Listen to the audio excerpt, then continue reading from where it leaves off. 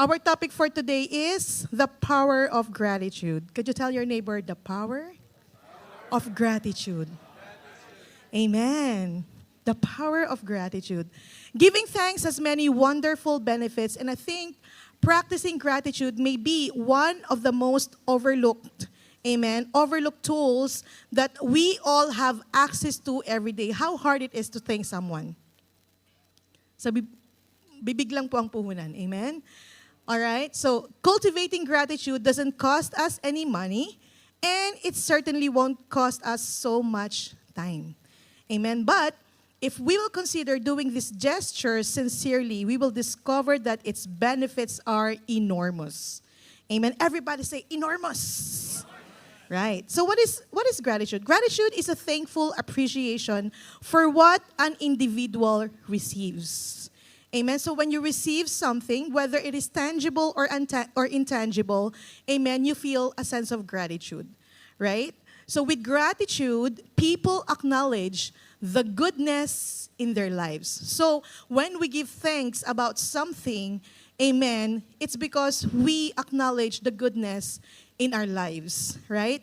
And as a result, being grateful helps us to build stronger connection with God and with human relationships. Is that right? Amen? Praise God. Okay, so what do you think are the benefits of giving thanks to God? So I mentioned earlier, our connection with God and secondly, with human relationships is going to be stronger. Amen? Everybody say stronger. Yes. Okay, so what are the benefits of giving thanks to God? All right, number one. Number one, gratitude glorifies God. Amen? Gratitude glorifies God. Wow. So our gratitude glorifies God as we, what? Exalt not the gifts. Amen? Not the gifts, but the giver. Amen? And as we focus to acknowledge the blesser and not the blessings. Gratitude helps us realize we have all what we have, not because of us, but because of God. Because He is good. Amen? Because He is a good God and a never-failing provider in our lives. Amen? He is a good God and He is a never-failing provider in our lives. Psalm chapter 69 verse 30. Psalm chapter 69 verse 30 says, I will praise God's name in song and glorify Him with what? With thanksgiving. So you see, God's name is glorified. We are able to glorify God's name with thanksgiving. When we give Him thanks, when we have an attitude of gratitude towards God. Amen? What else? 2 Corinthians chapter 4 verse 15 says, 2 Corinthians chapter 4 verse 15, and as God's grace reaches more and more people, there will be great thanksgiving. Wow. Amen. And God will receive more and more glory. Right? So, if anyone thinks of you, paano ko kaya mag-glorify si Lord sa buhay ko? Amen. How can I glorify God? Well, you know what? You don't have to start doing big things. You can start by doing small things. How? By giving thanks to God. Wag mong ipagdamot yung pasasalamat sa Panginoon because He deserves it. Amen? Wag mong ipagkait yung pasasalamat sa Kanya kasi karapat-dapat siya sa pasasalamat natin. Amen? Hallelujah. See, God's grace reaches more and more people. Amen? Because of God's grace, amen, there will be more and more glory that He will receive because that will result in His people giving Him thanks. Why? Because His grace abounds in our lives. Amen? His grace abounds in our lives. So, number one benefit is we are able to glorify God's name through thanksgiving. Amen? Gusto mo maluwalhati ang pangalan ng Panginoon sa buhay mo? Magpasalamat ka. Amen? Lord, salamat. Amen? Number two, another benefit of what? Thanksgiving or giving thanks to God is what? Gratitude helps us see God's goodness. Amen. Gratitude helps us see God's goodness. Gratitude opens our spiritual eyes. Could you look at your neighbor and see if their spiritual eyes are opened? Yung mata ba niyan mukhang alkansya? Ganun. Ay, chinito. Amen. Gratitude opens our spiritual eyes. Amen. Why? Because, amen, blessings does not come only, amen, in material things. Yes? There are lots of blessings that are not material things. Amen? And you can only see that through your spiritual eyes. Makakapagpasalamat ka sa mga bagay na nakikita mo, pero ang spiritual mong mata, amen, ang makakakita lamang ng mga bagay na pwede mong maipagpasalamat, amen, na hindi physical. Amen, na hindi mo physical na nakikita. Right? Realize this, the more we thank God, the more we see Him working in our lives and in our circumstances.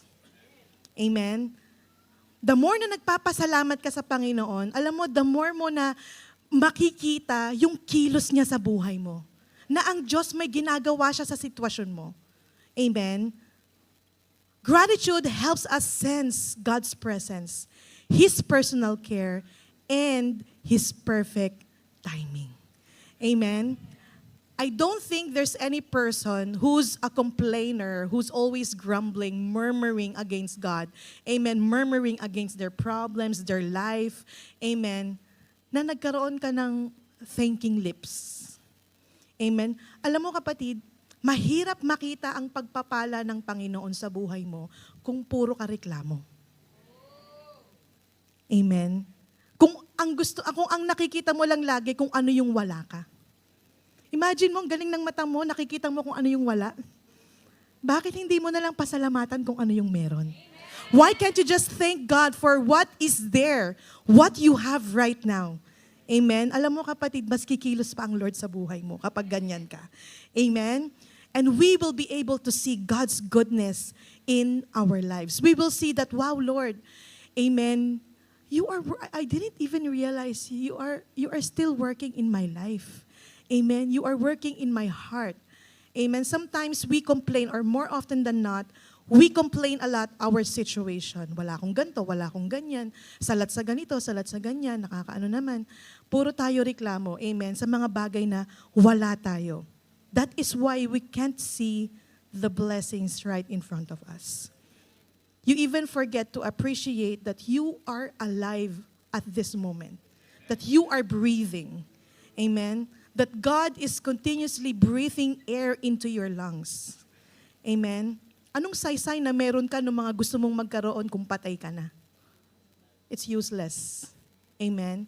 That is why gratitude, amen, gratitude makes us see God's goodness in our lives. Lord, thank you for this problem. Amen? No? Alam mo, naniniwala ako na ang taong may totoong relasyon sa Panginoon lang ang kayang magpasalamat sa gitna ng problema.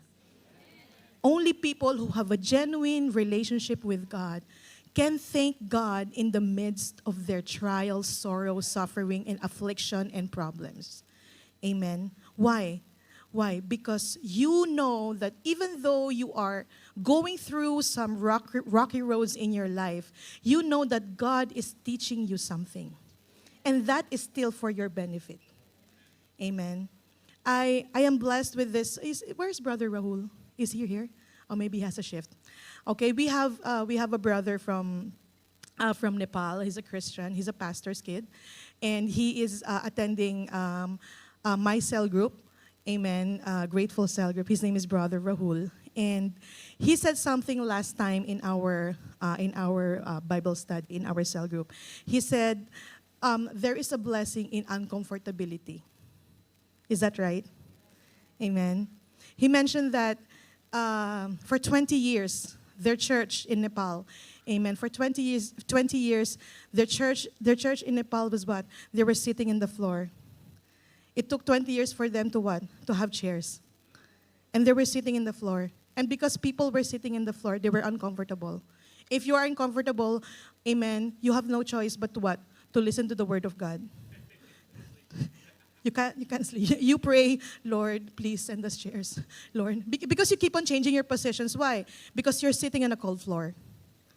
But, amen, when God has blessed them with what?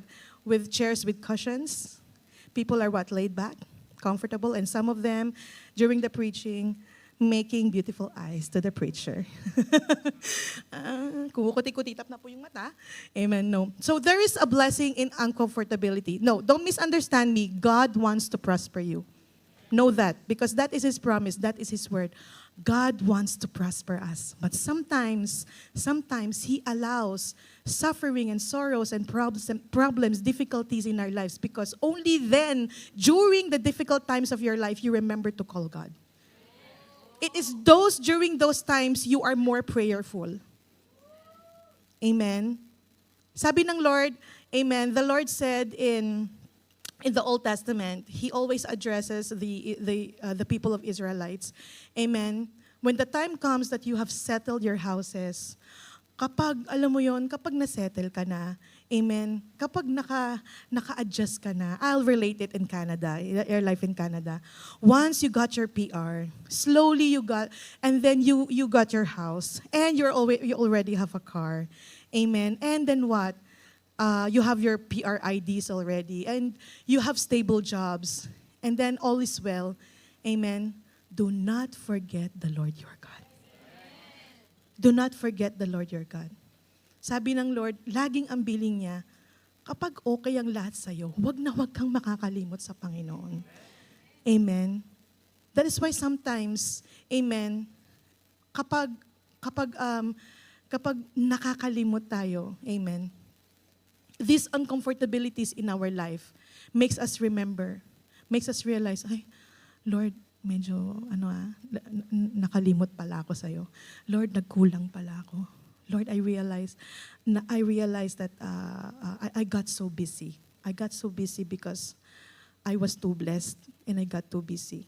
Amen. That's why sometimes don't ever think that, oh Lord, why are you not answering my prayers? Lord, I've been asking, I've been praying, I've been asking. Well, actually, the Lord is waiting for you to come to a level where you can manage the blessings He's about to give you. Because probably you are in a stage, you are in a level, amen, wherein you cannot handle yet the blessings that He's about to give you. Amen. The blessings purpose is to bless you, not to destroy you. Amen. Hallelujah. So, gratitude helps us see God's goodness. Psalm chapter 9 verse 1 says, I give thanks to you, God. Amen. I will give thanks to you, Lord, with half of my heart. Half? All. Okay. With all of my heart. Tell your neighbor, all. Amen. All. I will give thanks to you, Lord, with all my heart. I will tell of your wonderful deeds. Amen. You know this word, I will tell of your wonderful deeds. It means these are your testimonies. These are your testimonies of what? Of what? God's goodness, God's faithfulness, God's victories in your life. Amen. But what comes first? Giving thanks or the testimonies? You give thanks first. Amen. You give thanks first. Alam mo, kung mapagpasalamat ka, mas lalo kang maraming ipagpapasalamat. Amen. Mas lalo kang maraming patotoo. Amen. The more you will have more good testimonies to proclaim. Amen. Why? Because you have a thankful heart. You have a grateful lips. Amen. Mapagpasalamat ka kasi. Right? Who can relate here? When you count your blessings instead of counting your problems, you will see that you are still blessed in spite of and despite of. Amen? Your complaining will be changed to appreciating. Why? Because gratitude helps us see the goodness of God. You will realize that He has actually never left you. He is your ever-present help in times of trouble. He sets up divine connection when you needed a provision. He gives you good health and protects you from harm and danger. Amen? Sino dito yung basag ulo ng kabataan niya? And look at you now. Here, I've known people who flew in a car. Basag ang lahat ng gulong. Pero nasan siya? Ito, nagpapastor po dito sa Canada. Amen. Hallelujah. Amen. If you will try to remember, anong buhay ko nung college? Patapon, pahataw-hataw. Amen. Kung ano-anong bisyo yung ginagawa ko. Wow, praise God. Pumasa ka pa sa medical niya na.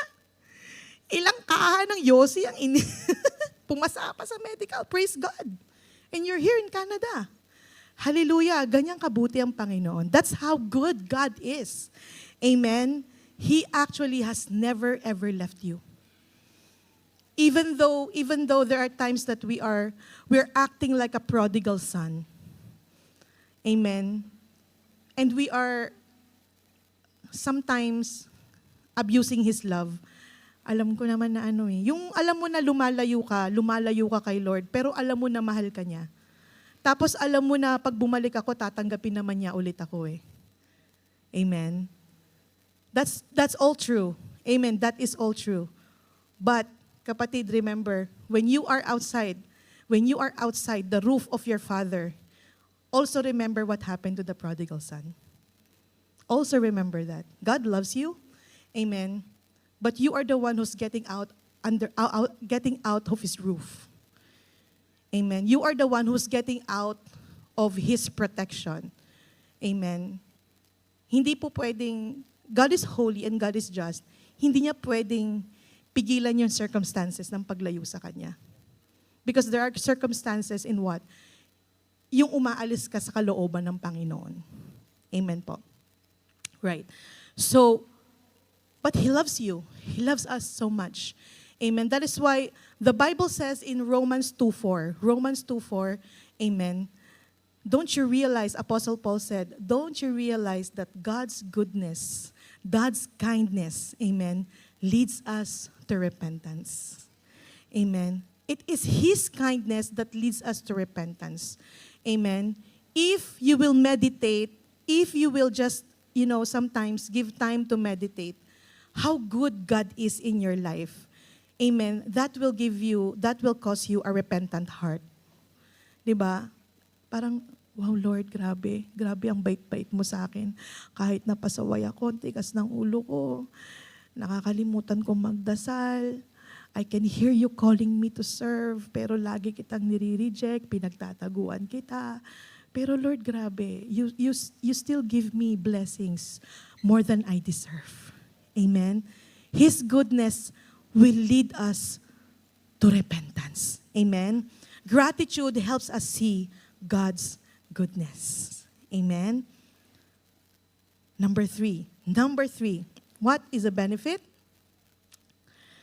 Gratitude brings us peace.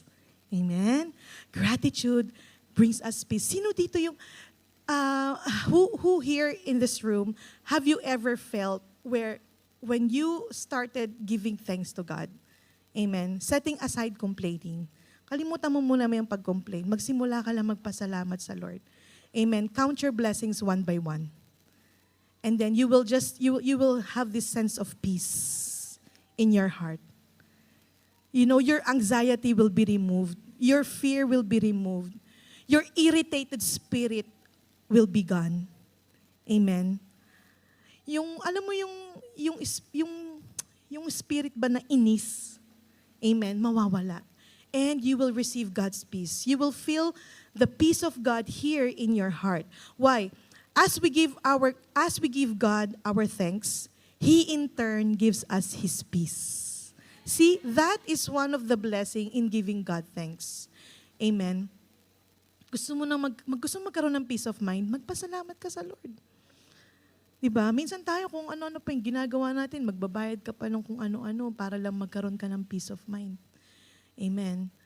Right. But actually, having peace of mind, amen, you can start having it by just simply giving thanks to God. Amen. Just count your blessings one by one. Simula nang gumising ka sa umaga, ano yung mga pwede mo maipagpasalamat sa Lord? Right? And it is our continued praise and thanksgiving that keeps us in peace while the answer to our prayer is on the way. Amen. Because the feeling of I want to have what I want now, right now. That creates anxiety in your heart. Gusto ko nang magka-visa, ngayon na. Nasa ng employer, ngayon na. Lamia, now.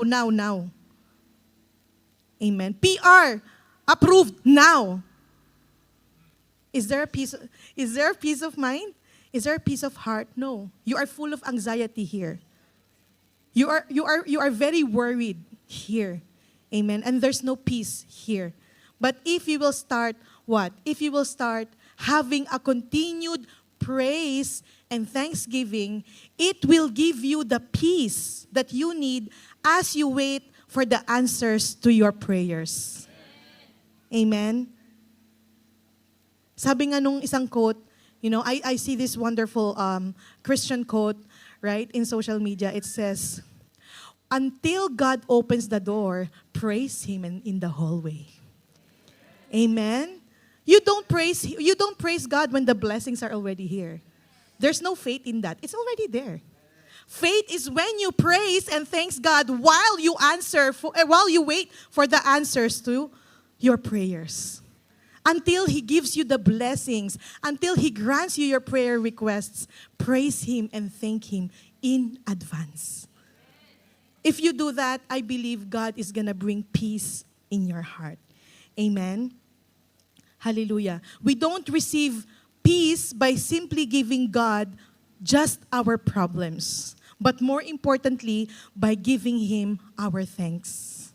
Kasi minsan sinasabi natin, nakahinga na ako nung nagbigay ako ng problema kay Lord. Pero maya-maya parang feeling mo andyan ulit.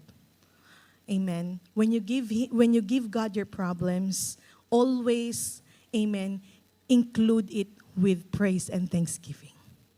Dapat yung pagbibigay mo sa Kanya ng problema, may kalakip, sinasandwich mo yan ng praise, thanksgiving, nasa loob yung problema. Ibigay mo kay Lord.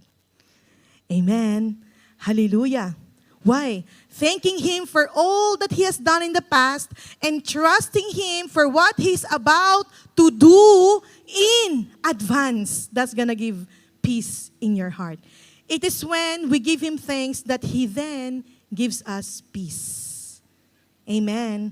Take note, peace comes after the thanksgiving and not before.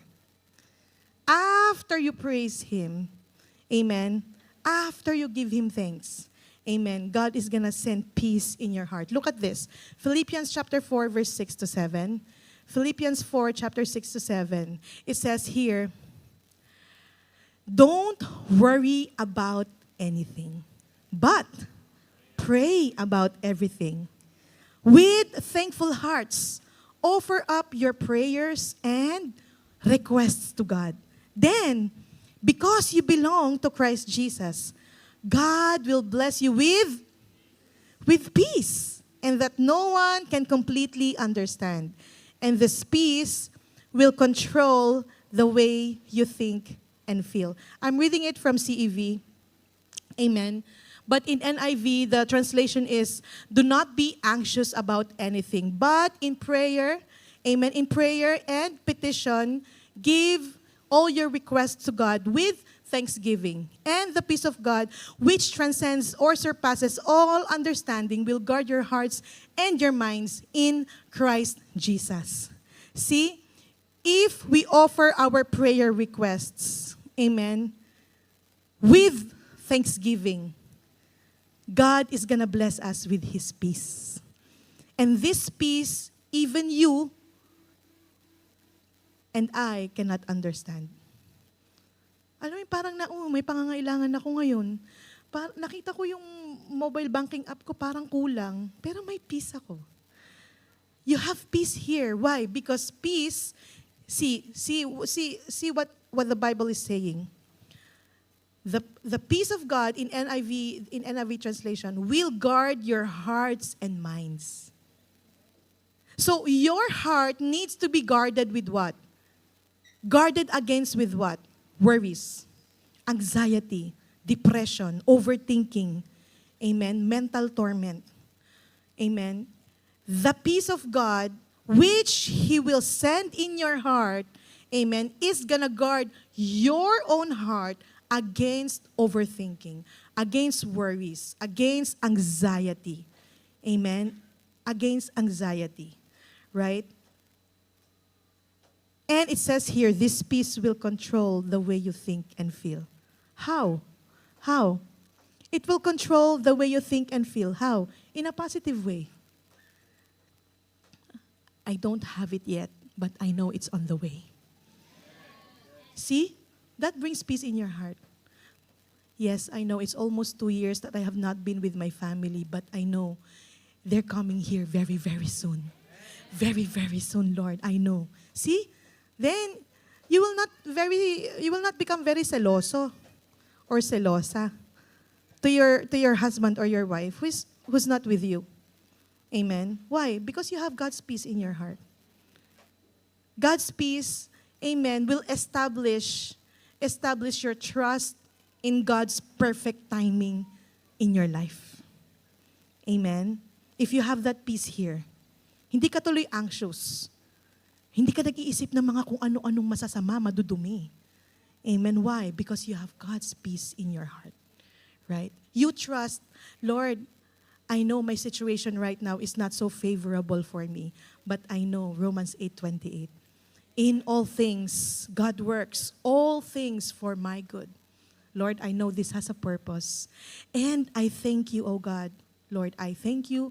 Whatever you're teaching me right now, Lord, I thank you. And I praise you. I know I'm going to get out of this victorious. I'm going to get out of this more than a conqueror. I'm going to get out of this with a great testimony and with a praise report. Lord, I can see myself standing there in the stage one day. I'm going to testify about your goodness. Amen. And I did not despise, Lord, all the sufferings or problems that I've went through. But I will praise you because you've taught me a lot during the process. So right now, Lord, I trust the process. Amen. And I wait for your perfect timing in your life. See, that's peace in your heart. That's peace in your heart. Amen. All right. Number 4. Are you blessed with the word today? Praise the Lord. Number 4. Gratitude deepens faith. Deepens our faith. If you want your faith to grow, amen, to be deepened, how? Have an attitude of gratitude. Always have a thankful heart. Always have a grateful lips. Keeping a record of God's past faithfulness is a faith boost whenever we face a new difficulty. Amen. Parang nangyari na to eh. Mas grabe pa ngayon dati. But Lord, you never left me before. You never left me in the past. You will also be with me right now. Amen? Sinamahan mo ko noon, Lord. Tinulungan mo ko noon, Lord. You are the same God who will help me right now. Whatever this new giant in front of me, it is the same God who helped David. Amen? Hallelujah. Defeat Goliath. It is the same God. Right? Keeping a record of God's past faithfulness is a faith boost whenever we face new difficulty. So how about try having a gratitude journal? You want to try that? Try having a gratitude journal. Amen. Get a notebook. Start writing all God's answered prayers in your life.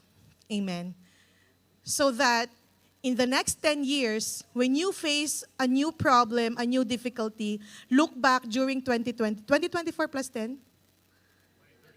2034. So if you encounter any problem, difficulty, amen, any sickness, any trial, any sorrow, suffering, affliction, any struggle, amen, opposition, hardship, at 2034, open your gratitude journal. Oh, mas matindi pa nga noong 2024. I've faced some difficulty during 2024, 2025, but hey, this is God's victory during that time. Ito yung answered prayer ni Lord during that time. Lord, I know you're still gonna be with me. You need to be reminded, right? That is why we have to go to church. We have to have a Bible study. We always have to read the Bible. Amen. Why? Because we are naturally forgetful people. We just have to be reminded. Have to be reminded. Amen. I even see some people, they put an alarm in their mobile phones just to drink water. Yeah. Because they wanted to practice drinking 8 glasses of water in a day. So what? What she did, she puts an alarm. Tan, tan, tan, tan, tan, tan, drink water. No, that's true, yeah? That's true. Because if you're just going to depend on yourself, what? You realize that you are actually dehydrated. There is this one Christian doctor, and he said, most of the headaches, amen, is not the cause of some sickness or whatever. It's just because you lack water. And what do we do? Sakit ng ulo ko. Pengin medical, Panadol, Tylenol. And we just depend on what? Pain relievers. And you don't even realize you just lack water. Can you even track how many water do you drink in a day? No, you don't. Right? That's why we need a reminder. Amen. We need a reminder. See, our body is what? Composed of what? How many percent water? 75 to 80. I think 75 to 80. Yes. So, our body needs water. Amen. And we need to remind ourselves to drink water. Even medyo tamad po akong uminom ng tubig. I just forget why. Because you're so busy. You're so busy with your life. Why would you even bother remembering drinking water? Right? But we need water. And sometimes you feel like, sakit ng ulo ko. I always feel this migraine. I don't know why. Just check. Maybe you are just not drinking enough water. Amen? Hallelujah. Now, so, try having a gratitude journal. Amen? You can write down stories of your personal testimonies that on your hardest days and in your worst circumstances, God never failed to send help. He never failed to provide for you, to heal your sickness, to save you from accidents and danger, to show up and perform a miracle in your life. Amen? If you will just, sana nga ginawa ko din to. I've had these notebooks, amen, but somehow I just lost it. Because I migrated from, kasi uwi ka ng Pilipinas, and then we stayed in Dubai for a long time, and then we migrated here, and you have very little baggage to bring, and then so you just prioritize what you can bring. Amen. But this will be a good one. Who wanna try this? Gratitude journal. Try it. Try it. Para pag may hinarap ka na bagong problema, hindi, Lord, 2027 pinagaling mo ko eh. And now this doctor is telling me, and now this medical report is telling me, they see a cyst, they see a blah, blah, blah. No, Lord, you are my healer. You are my healer before, you are my healer today. Amen? Gratitude journal. Hallelujah. So that's why God always command Israel to remember His great deeds so that their faith would be deepened and strengthened and would not be shaken when they are facing a new hardship. God always tells the people of Israelites, do not forget, do not forget, do not forget. Amen. Remember.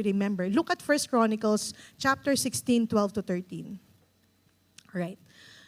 1 Chronicles chapter 16, 12 to 13. Remember, see what the Bible says. Remember with gratitude His marvelous deeds which He has done, His miracles and the judgments from His mouth. O seed of Israel, His servant, children of Jacob, His chosen ones. His chosen ones, who is that? Who is that? That's us. Yes, that's us. Amen. If Jesus is your Lord and Savior, amen, if you receive Jesus as your personal Savior and Lord, kasama ka dyan. Amen. God's chosen ones. Amen. God's children. Right? And the instruction of the Lord to us is remember. Remember. With what? With gratitude. If you remember, samahan mo na may pasasalamat. Amen. Remember with gratitude His simple deeds, His so-so deeds. No, His marvelous deeds. Amen. Which He has done. His miracles. Amen. His miracles. All right, which He has done. Psalm 77 verse 11 to 12. Psalm 77 verse 11 to 12. Amen. I will solemnly remember the deeds of the Lord. Yes, I will wholeheartedly remember your wonders of old. I will meditate on all your works and thoughtfully consider all your great and wondrous deeds. Very nice. Amen. Very nice. If you wake up in the morning, and alam mo na parang may problema ka, may pangangailangan ka, you woke up, having a thought here in the back of your mind that there's actually a great problem shouting in front of you. And then, you read the Bible. Amen. Who among us thinks that reading the Bible is very important? Kapatid, read the Bible. You need that. Amen. You need that. We need reading the Bible. Why? Gumising kang punong-puno ng problema, and then you read this one, I will solemnly remember the deeds of the Lord. Remember. Jason, remember. Si Jason. Si Jason. May Jason pang isa dito. Dalawa na Jason natin. Okay. Amen. Sean, remember. Remember.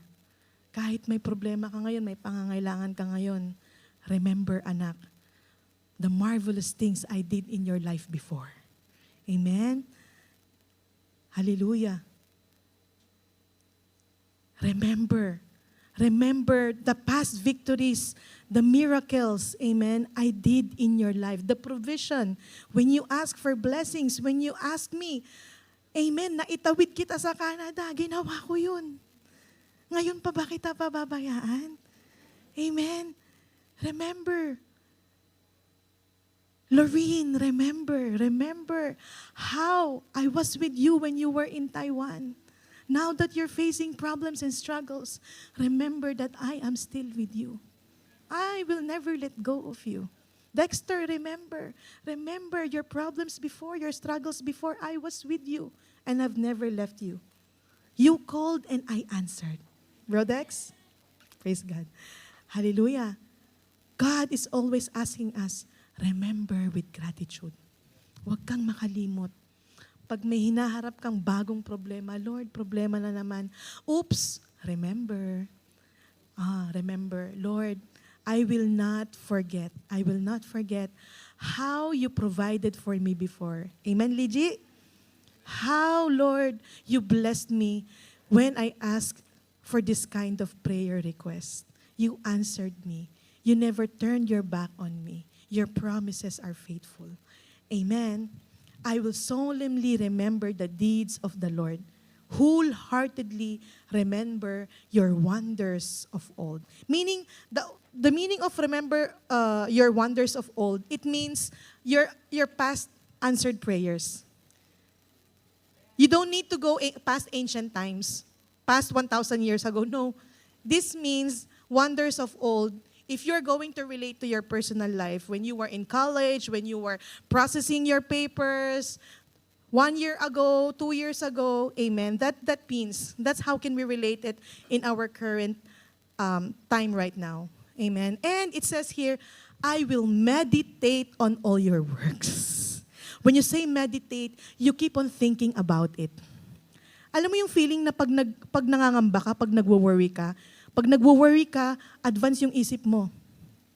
Amen? Hindi ka naman pinapaalis sa trabaho, pero ang isip mo, terminated ka na. Yan ang meditate. Amen? No? You just got a medical report, and then it says there's something that they saw, unidentified, and they will find out with more testings. Pero ikaw, kabaong na kasi namatay ka sa cancer. Nandun na yung isip mo. That's how you meditate.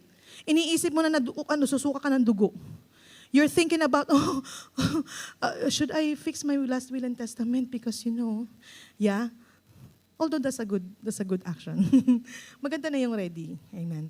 Now, but, no, really. We spoke with an attorney and with a lawyer, and they said that actually you should be preparing These are legalities that you should be preparing. Otherwise, there is something called estate sale here, right? Estate sale that if you have not arranged those things when you die, who gets it? The government or something like that, yeah. Yeah. And then supposedly dapat yan na-arrange mo sa mga anak mo or whatever to your loved ones, but if you were not able to take care of that, so those legalities are actually important. Right. So anyhow, so meditate. So meditate what? The blessings that you receive from God from before. Amen. Because He is the same blesser. He is the same blesser. He is the same healer. He is the same provider.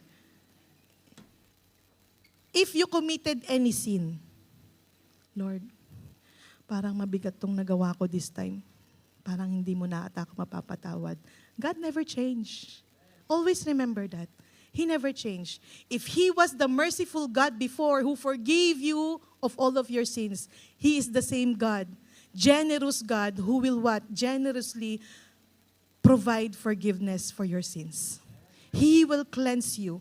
He's the same God. He will never change. Hindi yung, mas konti yung kasalanan mo before, so syempre, magiging mabait ako sa iyo. Pero ngayon, sobra-sobra na, talagang pasaway na talaga, talagang medyo 9 feet na yung naging sungay mo, no? So, medyo, No, He is the same God. There is, you know what? With God, there is no little or big sin. Sin is sin.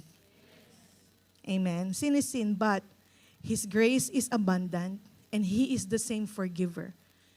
All you have to do is humble yourself before God. Come to Him, amen, with a heart that truly repents. Just mag-repent ka lang, Lord, sorry.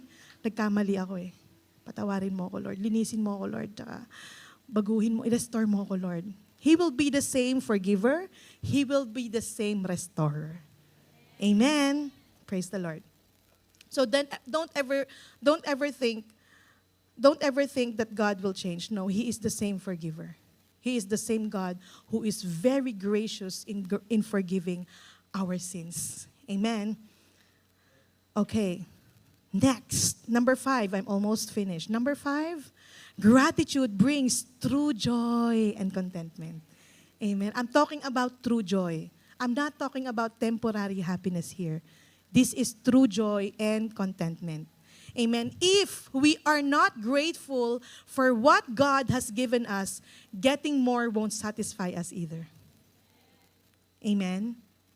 Alam mo kapatid, kung hindi ka nagpapasalamat sa kung anong meron ka ngayon, hindi ka rin magiging mapagpasalamat kahit bigyan ka pa ng Lord ng more. Kasi bakit? You don't have a spirit of contentment. Alright? Because you are not experiencing true joy and contentment right now. The overflow of gratitude is joy. Amen. The overflow of gratitude is joy. Realizing God's abundant goodness, even in the hard, is a gateway for joy, and being thankful is the key to true contentment. Right? Being thankful is the key to true contentment. And this is what I like about having true joy and contentment from here, deep within our hearts. Amen. If you have true joy, if you have a true contentment because you are a grateful person, you always practice giving thanks, this is what's going to happen to you. You will not compare your life to other people. Amen. You will not be a complainer. You will not complain. We will stop being envious of what others have. We will not focus on what we don't have. Amen. If we have true contentment and true joy, hindi ka laging nakatingin dun sa iba. Bakit siya? Bakit ako? Amen. Nakakaingit naman siya. Wala ako nun. Amen. Right? You will not focus on what you don't have. Instead, you will fix your eyes on what you have and thank God for it. Amen? Sabi nga nila, wag mo nang hanapin yung wala. Wala nga eh. Wala pa.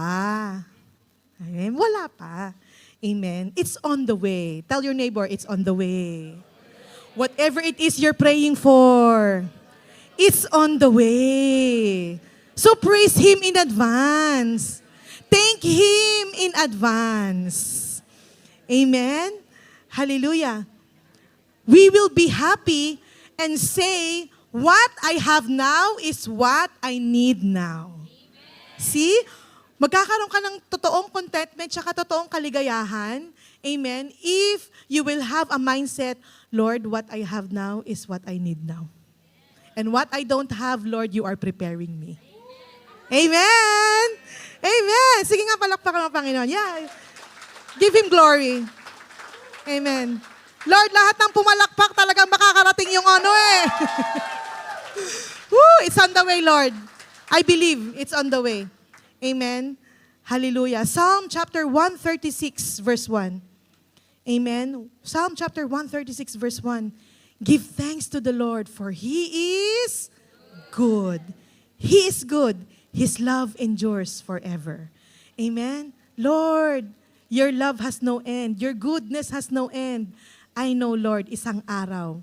Amen. The sound of rejoicing will be in my house. Amen.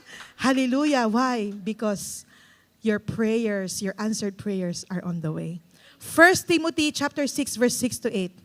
But godliness with contentment is great gain. See? Who's gaining? Who's gaining? You. Me. If we have contentment. For we brought nothing into the world, and we can take nothing out of it. But if we have food and clothing, we will be content with that. Amen. I don't have a mansion like Villar. But Lord, I have food and clothing right now. Lord, what I have now is what I need now. Blessed be the name of the Lord. I praise you, God. What I have now is what I need now. Amen. Lord, I prayed for a house. This is what I have right now. I praise you for this. And if you will bless me with more, Lord, I praise you and I thank you. Amen. Before the word, I can do all things through Christ who gives me strength, right? There are verses before that. Amen. What are those? What are the verses before that? Amen. Can you flash that? Can you possibly flash that? Philippians 4:13 to 14. 13 to 14. I just want us to see what Apostle Paul was actually saying there. Amen. Before that, anak.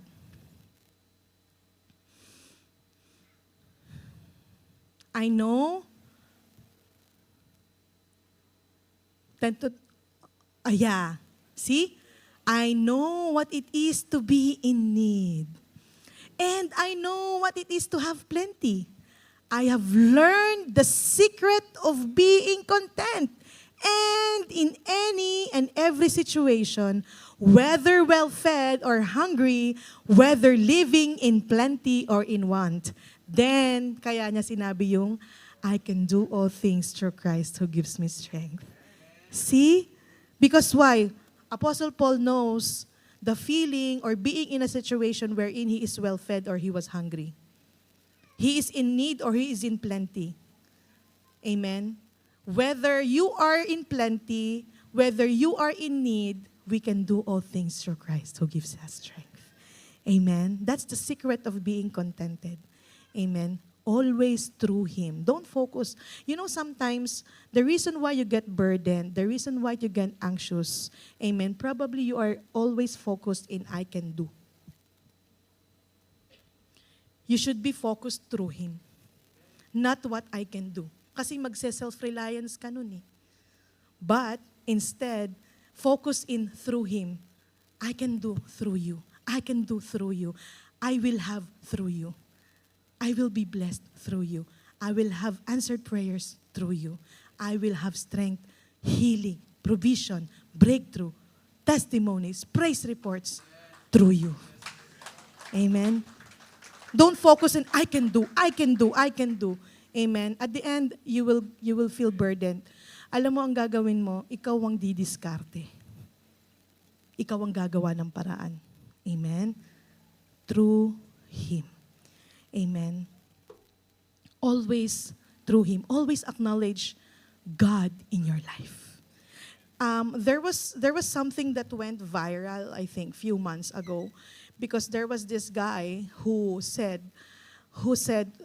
na, why would I give the credit to God? I don't know if you saw that in social media. Sabi niya na, bakit, why would I give the credit to God? Ako naman talagang trumabaho nito. Ako naman talaga naghirap dito. It is me who worked hard for this one. Right? Yeah, you're gonna be relying on your strength. But, my question is, sinong nagbigay sa'yo ng lakas? Who gave you strength? Madiskarte yan, pre.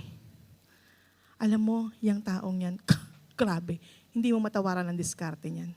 Kapatid, madiskarte ka nga, nabangga ka naman, patay.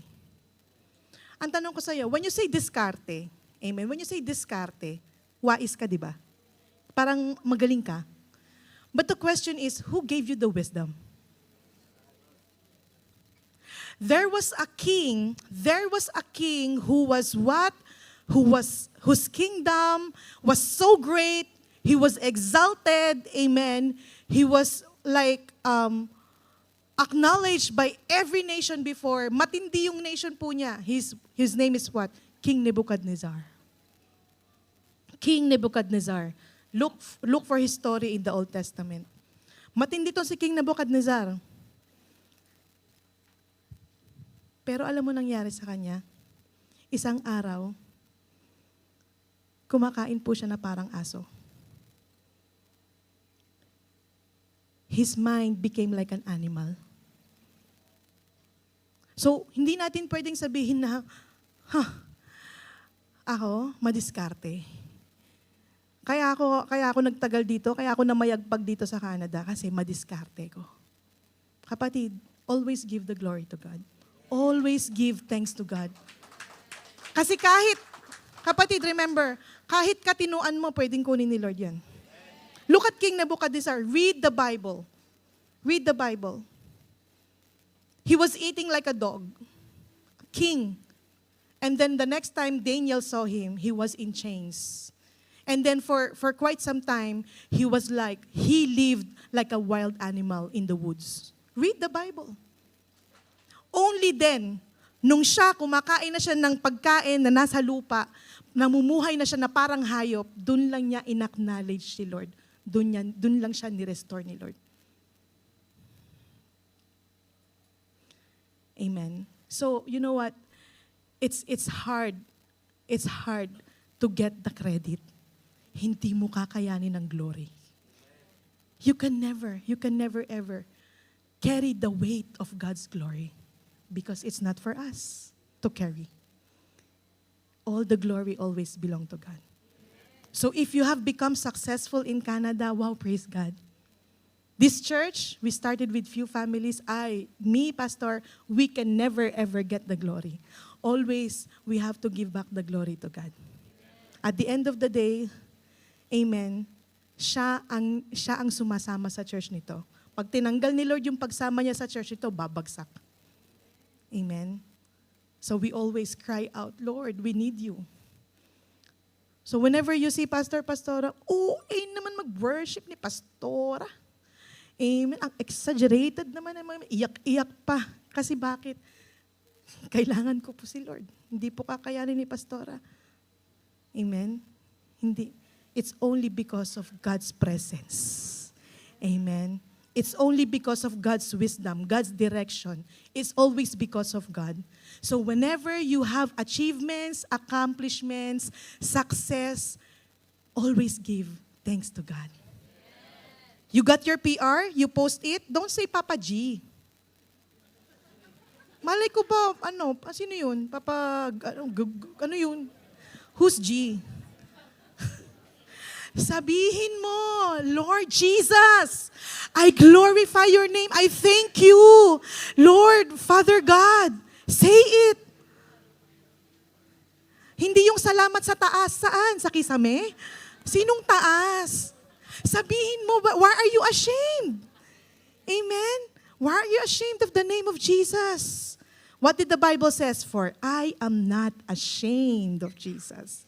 Amen. So if you will give thanks to God, sabihin mo, Lord, thank you so much. I give you the highest glory, Lord Jesus Christ. Say it.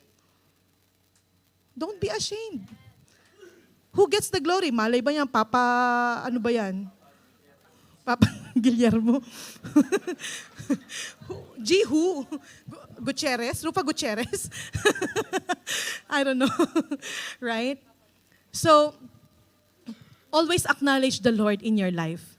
Everything. In everything you have, in everything you possess, in everything you achieve, in all the success, amen, in all your possessions, whatever you achieved or whatever you accomplished in your life, always give praise and thanks to God. Because everything belongs to Him. Everything good happening in your life, it's from God.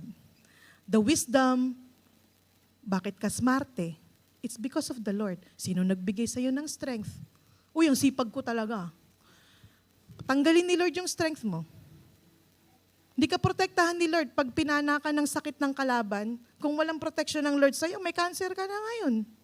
Maaaring may TB ka, may tumor ka, I don't know what kind. But because God is protecting you, you are still alive, well and healthy, alive right now. Amen? Praise the Lord. Amen. Number 6, almost finished. Gratitude defeats Satan's lies. Whoa! Yeah, if you want to be protected from Satan's lies, amen, gratitude. Always give thanks. Satan does nothing but whisper doubt and lies in our ears.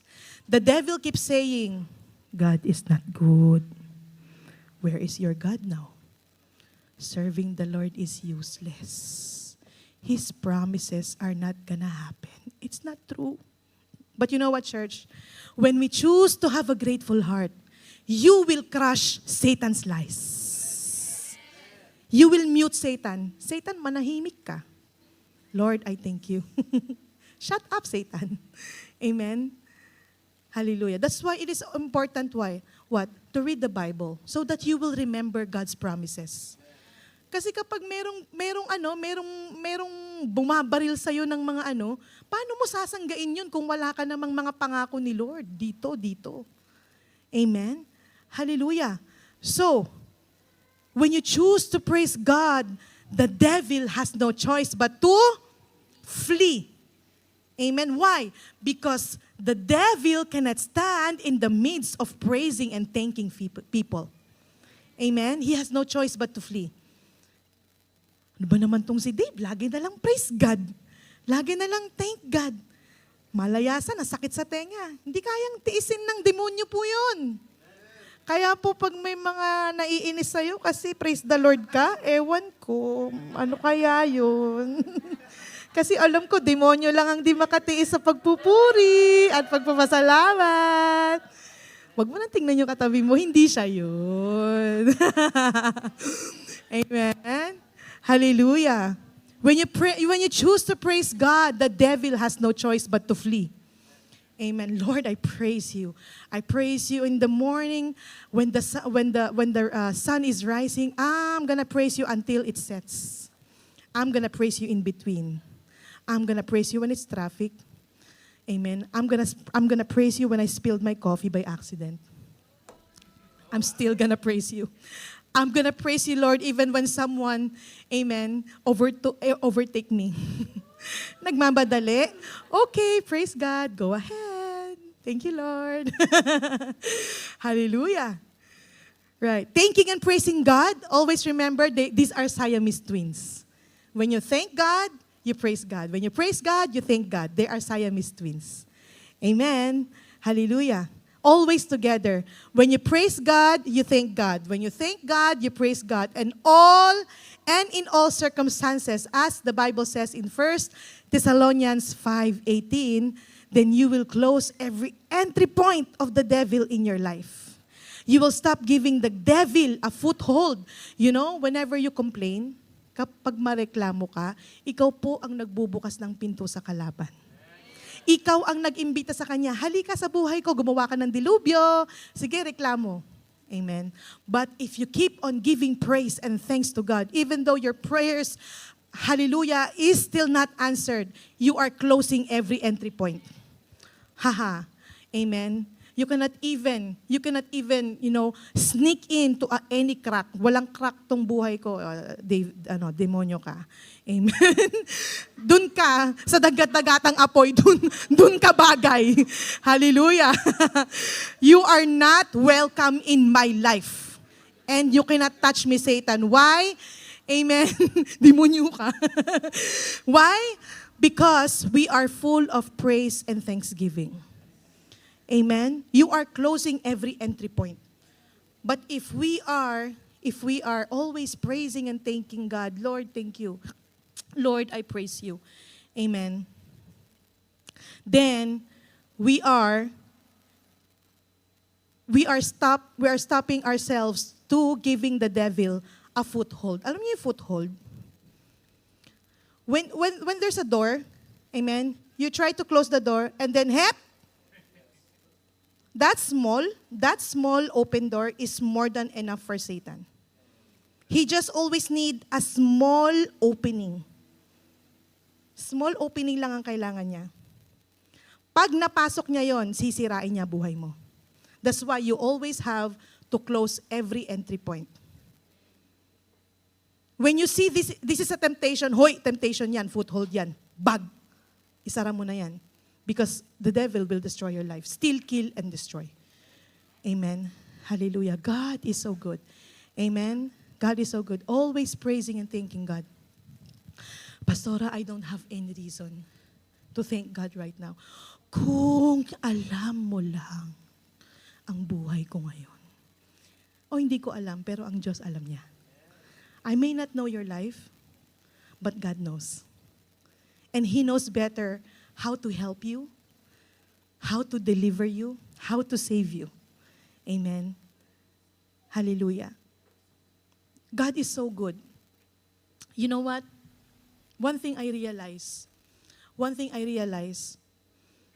isa sa mga matindi mong dapat ipagpasalamat sa Lord, one of the greatest reason we can thank God for is what? He's being patient with us.